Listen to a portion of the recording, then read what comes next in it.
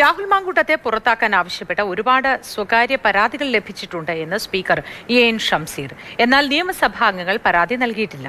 എന്നാൽ മാത്രമേ എത്തിക്സ് കമ്മിറ്റിക്ക് പരിശോധിക്കാനാകൂ. രാഹുൽ മാങ്കൂട്ടം രാജിവെക്കണമോ എന്ന കാര്യം അദ്ദേഹം തീരുമാനിക്കണം എന്ന് സ്പീക്കർ എൻ ഷംസീർ പറഞ്ഞു. ഒരുപാട് പ്രൈവറ്റ് കംപ്ലൈൻസ് വരുന്നുണ്ട് ഞങ്ങളുടെ മേഖലയിൽ. അദ്ദേഹത്തെ അയോഗ്യനാക്കണം, അദ്ദേഹത്തെ പുറത്താക്കണം എന്നൊക്കെ പറഞ്ഞു, പ്രിവിലേജ് എത്തിക്സ് കമ്മിറ്റി കൊടുക്കണമെന്നൊക്കെ പറഞ്ഞിട്ടുള്ള. അപ്പൊ അതിൽ പ്രിവിലേജ് എത്തിക്സ് കമ്മിറ്റിക്ക് സ്പീക്കർക്ക് മൂവ് ചെയ്യാൻ സാധിക്കുന്നെങ്കിൽ സഭക്കത്തിൽ ഏതെങ്കിലും സാമാജികന്മാർ പരാതി തരണം. സഭക്കത്തിൽ ഏതെങ്കിലും സാമാജികന്മാർ പരാതി തന്നാൽ അത് പ്രിവിലേജ് എത്തിക്സ് കമ്മിറ്റി. ഒരുപാട് പ്രൈവറ്റ് പരാതികൾ വരുന്നുണ്ട്. അത് ഞങ്ങൾക്ക് മൂവ് ചെയ്യാൻ പറ്റില്ല. സഭയിലെ അംഗമായ ഏതെങ്കിലും ഒരു MLA പരാതി തന്നാൽ മാത്രമേ അത് എത്തിക്സ് കമ്മിറ്റിക്ക് മൂവ് ചെയ്യാൻ പറ്റുകയുള്ളൂ. അതാണ് എൻ്റെ മുന്നിലുള്ള പ്രതിസന്ധി.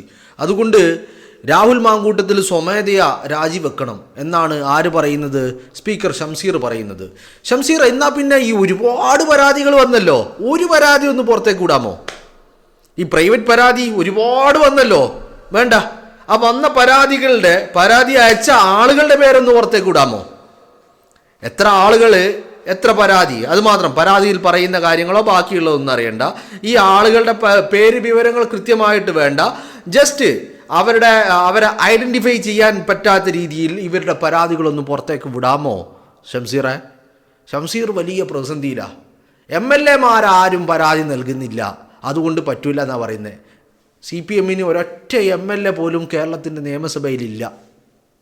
അതാ ഒരു MLA-യും പരാതി നൽകാത്തത്. എല്ലാം കോൺഗ്രസ്സുകാരാ. കേരളത്തിൻ്റെ നിയമസഭയിൽ CPM-ന് ഒരൊറ്റ MLA പോലും ഇല്ല.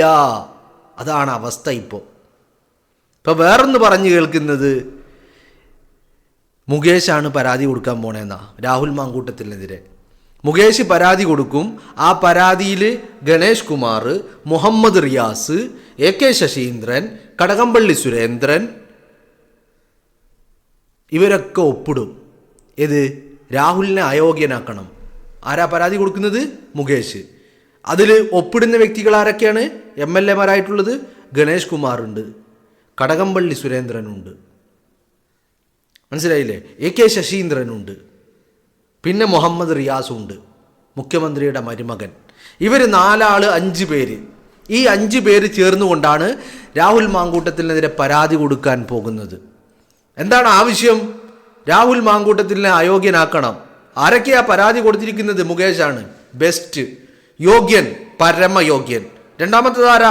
KB ഗണേഷ് കുമാർ. അതിൻ്റെ യോഗ്യത പിന്നെ പറയേണ്ട കാര്യമില്ലല്ലോ, എല്ലാം തികഞ്ഞ വ്യക്തിത്വം. ആര്? ഗണേഷ് കുമാർ. പിന്നെയുള്ളതാരാ? AK ശശീന്ദ്രൻ. പ്രായം കുറച്ച് ചെന്നിട്ടുണ്ടെങ്കിലും അതിനേക്കാളും പരമയോഗ്യനാണ് AK ശശീന്ദ്രൻ എന്ന് പറയുന്നത്. പിന്നെ ആരാ? മുഹമ്മദ് റിയാസാണ്. ആദ്യ ഭാര്യയെ കുനിച്ചു നിർത്തി കൂമ്പിനിടിച്ചിട്ട് അത് യോഗ്യത മാത്രം മാനദണ്ഡമാക്കിയിട്ട് മുഖ്യമന്ത്രി തൻ്റെ മകളെ വിവാഹം ചെയ്തു കൊടുത്ത മുഹമ്മദ് റിയാസ്. അപ്പോൾ ഇവരൊക്കെയാണ് രാഹുൽ മാങ്കൂട്ടത്തിനെ അയോഗ്യനാക്കണമെന്ന് പറഞ്ഞുകൊണ്ട് പരാതി നൽകുന്ന വ്യക്തിത്വങ്ങൾ. വാ വാ വാ വാ വാ വാ. പ്രൈവറ്റ് പരാതികൾ ഒരുപാട് വന്നിട്ടുണ്ട് എന്നാണ് പറയുന്നത്. MLA-മാരും പരാതി തന്നിട്ടില്ല. എന്നാൽ ഇവരൊക്കെ പരാതി കൊടുക്കാൻ വേണ്ടി റെഡിയായി നിൽക്കുന്നുണ്ട്. എന്തേ ആരും പരാതി കൊടുക്കാത്തത്? CPM-ൻ്റെ ഒരു MLA-യും. നിങ്ങൾ പറയുന്നത് കേട്ടാൽ, ഷംസീർ പറയുന്നത് കേട്ടാൽ കേരളത്തിൻ്റെ നിയമസഭയിൽ CPM-ന് ഒരൊറ്റ അംഗം പോലും ഇല്ലാത്ത മട്ടിലാണല്ലോ ഷംസീർ സംസാരിക്കുന്നത്. എന്തുപറ്റി? MLA-മാർ എത്രയുണ്ട്? നിങ്ങളല്ലേ ഭരിക്കുന്നത്. അവിടെ UDF-ൻ്റെ MLA-മാരെക്കാളും കൂടുതൽ നിങ്ങളുടെ LDF-ൻ്റെ MLA-മാരല്ലേ. ഒരാൾ പോലും നിങ്ങൾക്ക് പരാതി തരുന്നില്ലെന്ന് പറഞ്ഞാൽ വല്ലാത്ത കഷ്ടമായിപ്പോയി ഷംസീറെ, വല്ലാത്ത കഷ്ടമായിപ്പോയി. എന്തുപറ്റി? നിങ്ങൾക്ക് പരാതി തരാൻ ആളില്ലേ? അതോ ഒരു പരാതി ഒന്ന് അങ്ങോട്ട് കൊടുത്തു നോക്കണം, പിന്നെ സ്വാഹ. പിന്നെ പരാതി കൊടുത്ത് രാഹുലിനെങ്ങാനും അയോഗ്യനാക്കുകയാണെങ്കിൽ പിന്നെ പിണറായി വിജയന്റെ ഭൂരിപക്ഷം തന്നെ നഷ്ടമാകും. നിയമസഭയിലുള്ള അത്ര ആളുകളെ, LDF അംഗങ്ങളായിട്ടുള്ള അത്ര MLA-മാരെ പിന്നെ അയോഗ്യരാക്കേണ്ടി വരുമെന്നുള്ളതാണ്. കാരണം കോഴി ഫാമിന്റെ ഉടമസ്ഥനാണ് മുഖ്യമന്ത്രി കസേരയിൽ ഇരിക്കുന്നത്. നല്ല ഒന്നാന്തരം പൂവൻ കോഴികളെയാണ് ഫാമിലുള്ളത്. നല്ല ഒന്നാം തരം പൂവൻകോഴികൾ, നമ്മൾ മറ്റേ നേർച്ചക്കോഴികൾ എന്നൊക്കെ പറയുന്ന രീതിയിലുള്ള പൂവൻകോഴികളാണ് ഫാമിലുള്ളത്. അപ്പോൾ രാഹുലിനെ എങ്ങാനും അയോഗ്യനാക്കിയാൽ, അതും ഏതെങ്കിലും ഒരു MLA കൊടുത്ത പരാതിയുടെ അടിസ്ഥാനത്തിൽ, പിന്നെ പരാതികളുടെ പ്രവാഹമായിരിക്കും. എവിടെ നിന്ന്? അതും MLA-മാർ നൽകുന്ന പരാതികളായിരിക്കും. പക്ഷേ ആ പരാതികളിന്മേൽ നടപടി എടുക്കാനും പറ്റില്ല. എടുത്തു കഴിഞ്ഞാൽ പിണറായി വിജയന്റെ ഭൂരിപക്ഷം നഷ്ടപ്പെടും. കേവല ഭൂരിപക്ഷം പോലും ഉണ്ടാവില്ല പിണറായി വിജയന് പിന്നെ നിയമസഭക്കകത്ത്. അങ്ങനെ വരുമ്പോൾ മുഖ്യമന്ത്രി സ്ഥാനവും പിണറായി വിജയന്റെ ഭൂരിപക്ഷം അടക്കം നഷ്ടപ്പെടും. കേവല ഭൂരിപക്ഷമില്ലാതെ മുഖ്യമന്ത്രി കസേരയിൽ നിന്ന് ഇറങ്ങേണ്ടി വരും. ഇങ്ങനെ ഒരു ഗതികേട് മുൻകൂട്ടി കണ്ടുകൊണ്ടാണ് ഇപ്പോ ഒരുത്തനും ഒരു സഖാവും ഒരടിമയും ഒരനക്കമനങ്ങാത്തത്. നാവ് കൊണ്ട് ചെലക്കുമെന്നല്ലാതെ പ്രവൃത്തി കൊണ്ട് ഉണ്ടാക്കാൻ ഇവരെ കൊണ്ട് ഒരുത്തരെ കൊണ്ടും സാധിക്കില്ല. കാരണം എന്താ? കുണ്ടി തീട്ടല്ല, അതിനുള്ള നട്ടലില്ലെന്നേ. നട്ടലൊക്കെ വളച്ച് പൊട്ടിപ്പോയി. അടിമകൾ രാജാവിന്റെ മുന്നിൽ നട്ടലിങ്ങനെ വളച്ച് ഇപ്പൊ നല്ല ഒടിഞ്ഞു പോയി. ഇനി നട്ടല് നിവർത്താൻ കഴിയില്ല. ആ അവസ്ഥയിലാണ് അടിമകൾ നിൽക്കുന്നത്. രാഹുൽ മാങ്കൂട്ടത്തിലെ അയോഗ്യനാക്കണമെന്ന് പറഞ്ഞ് ഒരു പരാതി നൽകാൻ CPM-ന് ഒരു MLA-യെ കിട്ടുന്നില്ലെങ്കിൽ ഇത്രയധികം ഗതികെട്ട ടീം വേറെ ഏതാ ഉള്ളത്? അതൊരു ബോധ്യമാണ്, തിരിച്ചറിവാണ്. MLA-മാർ ഒരുപാടുണ്ട്. ഭരിക്കുന്നത് പിണറായി വിജയനാണ്. പിണറായി വിജയന് MLA അല്ലാത്തത് കൊണ്ടല്ല, അല്ലെങ്കിൽ പിണറായി വിജയന്റെ അടിമകളായ MLA-മാർ ഇല്ലാത്തതും കൊണ്ടല്ല. പക്ഷേ ഒരു പരാതി രാഹുലിനെ അയോഗ്യനാക്കണമെന്ന് പറഞ്ഞുകൊണ്ട് സ്പീക്കർക്ക് നൽകി കഴിഞ്ഞാൽ പിന്നെ ഒരു പരാതി പ്രവാഹമായിരിക്കും സ്പീക്കർക്ക്. പിന്നെ അങ്ങനെ അങ്ങോട്ട് അയോഗ്യരാക്കാനാണെങ്കിൽ തീർന്ന വെടിക്കെട്ട്. കേവല ഭൂരിപക്ഷം പോലും ഇല്ലാതെ നിയമസഭയിൽ നിന്ന് നാണം കെട്ട് പിണറായി വിജയൻ ഇറങ്ങേണ്ടി വരും. അങ്ങനെ ഒരു ചരിത്രം ലോകത്തെവിടെയും ഉണ്ടാവില്ല. ഒരു പരാതി കൊടുത്താൽ സംഭവിക്കുന്നതാ. അത് മുൻകൂട്ടി കണ്ടുകൊണ്ടാണ് ഇപ്പൊ സഖാക്കള് ആയിട്ടുള്ള ഒരടിമയും ഒരു പരാതി പോലും നൽകാത്തത്. സ്പീക്കർ എന്താ പറയുന്നത്? രാഹുൽ മാങ്കൂട്ടത്തിനെ അറസ്റ്റ് ചെയ്തപ്പോൾ ഷംസീർ എന്താ പറഞ്ഞത്? ഞങ്ങൾ എത്തിക്സ് കമ്മിറ്റി ആലോചിക്കും, അയോഗ്യനാക്കാനുള്ള നടപടികൾ തുടങ്ങും. ഞങ്ങൾ മറ്റേ നിയമവിദഗ്ധരെ കണ്ട് നിയമോപദേശം തേടും എന്നൊക്കെ ചെയ്തിട്ട് രാഹുലിനെ ഞങ്ങൾ അയോഗ്യനാക്കും. ഇപ്പോൾ എന്താ ഷംസീർ പറയുന്നത്?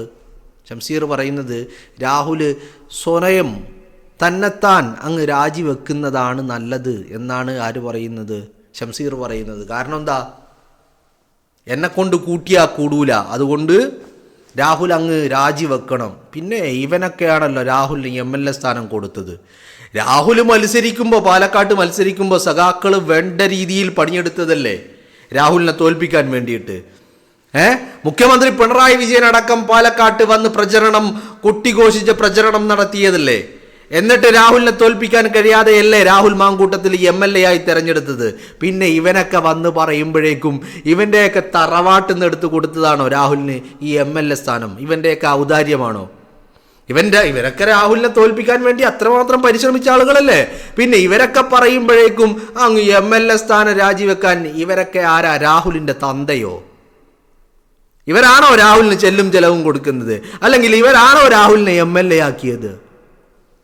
അല്ലല്ലോ.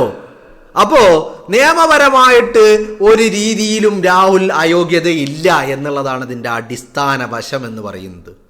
നിയമപരമായിട്ട് രാഹുലിന് ഒരു അയോഗ്യതയുമില്ല.